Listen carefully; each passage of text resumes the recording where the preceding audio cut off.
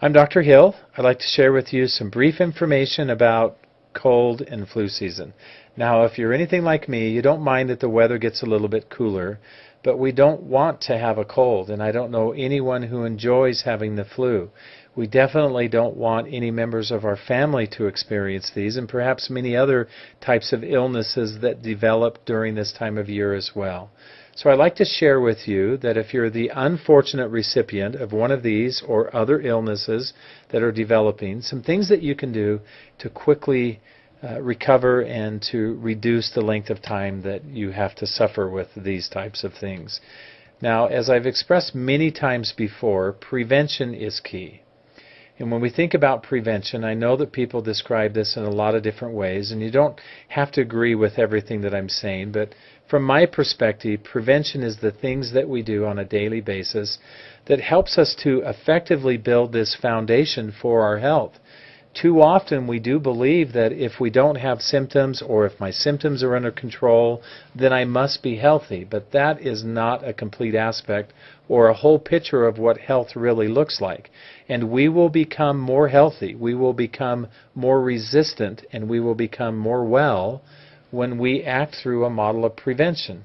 Now, as I mentioned earlier, not everyone agrees on what prevention actually is. I found this to be interesting. You've probably seen this where you live as well, that now you don't even have to get out of your car to get your flu shot. You can get the drive-through flu shot. This is not what we're talking about. And instead, I'd like to focus on the way that I've described prevention, the things that we do on a daily basis to build a foundation for health, not one-time episodic type things. You'll make your own choices and decisions for that. Instead, I would like to focus on what I believe is more meaningful in a long-term sense, and that is the things that we do daily through this three-step process. Now, you've heard me talk many times about nutrition. And again, this is an area where people define good nutrition differently. I think some people say, if it tastes good, then it's good nutrition. And that's really not going to be a very accurate portrayal of what we're going to talk about today. If we want optimal health, we have to consume good, healthy foods. And foods that are high in sugar content or that are processed, we know are detrimental to the overall aspects of health, including begins to reduce proper immunity in the body, stimulates improper inflammatory responses. So it's very adverse to the normal healthy aspect that we'd like to see in the condition of our body and in the condition of our body's immune system being able to respond to keep us healthy and well. We unfortunately also live in a time where even if we're eating good whole foods, we're eating lots of fruits and vegetables, we're trying to stay away from processed foods and sugary foods, we still live in a time where we need to supplement or augment the nutrition that we're receiving because it's simply inadequate still in terms of the amount of nutrition that we're receiving. So I'm going to recommend that you do some type of daily supplementation model. And I have to admit that what I believe is the most complete nutrition source for supplementation is doTERRA's Lifelong Vitality Pack. I want to encourage you to learn a little bit about that nutrition pack and why it's so valuable for you and each member of your family. Be sure that you get plenty of rest. Rest is one of the ways that we compromise proper immunity and our health overall, and use essential oils daily. Now, as an example of that, let me share with you some ways that you can use essential oils and illustrate just how simple it can be for each member of the family. One of the ways we can improve rest, we can reduce stress, is to use lavender essential oil. More than likely you've heard about it. You've heard it discussed a lot of different ways. Diffuse it at night. This is an excellent way for each member of your family to take advantage of this powerful aromatic compound lavender essential oil. You can also apply it on your person. On the bottom of the feet is a great way to do that. Using lemon and On Guard blend, those two essential oils, is a great way to cleanse the environment, reduce our exposure to different types of pathogens, using them to clean the surfaces that we come in contact with. Or better yet, I'm a big proponent that when we use essential oils on our person or in our person, we can increase their effectiveness almost exponentially in some cases. As a point, let me illustrate. This is some research that was published on PubMed, and it was actually on that blend we just spoke to, On Guard essential oil, and its ability to modulate the influenza virus, keep it from replicating and producing an infection. Now, the virus component that was looked at specifically is the H1N1 virus, and what was discovered through this research is that On Guard significantly attenuates that virus. It prevents it from being able to replicate. Now, they say that that inhibition is probably due to blocking the protein, the viral protein translation. That's very interesting as well. Gives you an idea of how essential oils can very completely interact with many of the organisms and structures of your body. But this is powerful because it's suggestive of if we use essential oils daily, we can produce these types of effects within our body, and it may be that as we're exposed to viruses that they don't have the ability to attenuate fully, and so we simply don't receive the viral infection to its fullest extent. That's powerful. Now, as I mentioned earlier, if you're the unfortunate recipient and you are either currently experiencing or you may experience, or somebody in your family perhaps receives the flu, it's going to be accompanied with very specific symptoms: congestion, fever and body aches, digestive issues.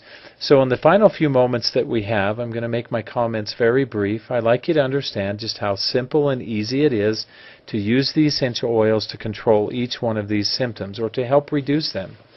Now, congestion, none of us likes to be congested, and you've probably noticed that we become more congested at night when we're experiencing these types of things. Eucalyptus and rosemary is a great way to control that. It has a compound called 1,8-cineol, both of them, and is one of the prevalent compounds associated with each of these essential oils, eucalyptus and rosemary. If you buy over-the-counter medications, you look at respiratory type medications, you're going to see eucalyptol, or 1,8-cineol is its other name, as one of the major ingredients, and you can have it in its natural form. It means it's perfect to apply eucalyptus and rosemary over the chest. Will not only help to open up the airways and help you to breathe better, but remember, most essential oils have these antimicrobial benefits as well.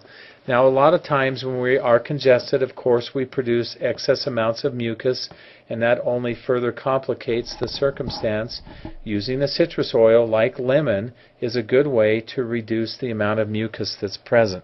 That can be used very much the same way that we use the eucalyptus and the rosemary oil. Now, even better yet, in my opinion, is when we blend essential oils that have similar properties together, and that's what the Breathe essential oil is for. We have laurel leaf, peppermint, eucalyptus, ravensara, Melaleuca alternifolia, this is tea tree oil, and lemon essential oil. Each one of these are powerful because they will help to open up the airways so I can breathe better. It will help to eliminate mucus production, and it will help to eliminate some of the microbial presence so that the infection itself can begin to reduce very quickly. Now, I love using Breathe essential oils at night because, as I mentioned earlier, the presence of congestion increases at night. So diffusing this in the area in your home where the bedrooms are, or in a specific room, or applying it to your chest is a great way to use this essential oil. Now, fever and body aches, another unfortunate circumstance that we receive when we have the flu. Use eucalyptus and peppermint. Eucalyptus is referred to, its common name is the eucalyptus tree. Its common name is the fever tree. They're both excellent for reducing fever, headaches, some of the other aches that we receive. Easily applied to the back of the neck or to the forehead. Can be used topically and will be very, very effective. Now, upset stomach, unfortunately, is another aspect of having the flu, and the essential oils of ginger and peppermint both have been studied rather extensively and can greatly reduce the amount of nausea that we experience. Now, I like using these oils topically directly over the stomach or on the bottom of the feet.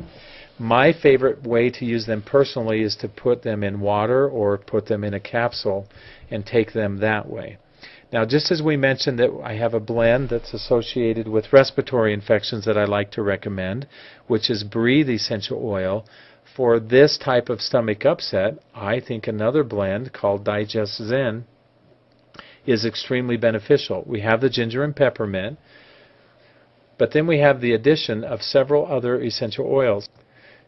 Caraway, tarragon, coriander, fennel, aniseed. Each one of the essential oils in this blend can help to reduce inflammation, can reduce the nausea, and has some antimicrobial aspects associated to it. Many times we have stomach upset because we have microbial activity that's unfavorable in our digestive tract, and this is a great way to help control this. I like using this in the same way I just described with the ginger and with the peppermint. It can be used topically, but I prefer that I put it in some water or maybe that I take it in a capsule.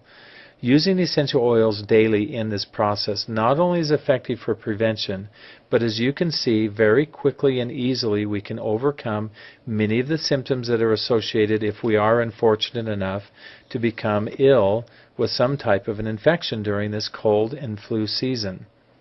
When we use essential oils daily, we're protecting our health. We're acting in this model of prevention. I hope that you find ways that you can use the essential oils effectively with your family, just as I have mine. Thank you for sharing a little bit of time with me.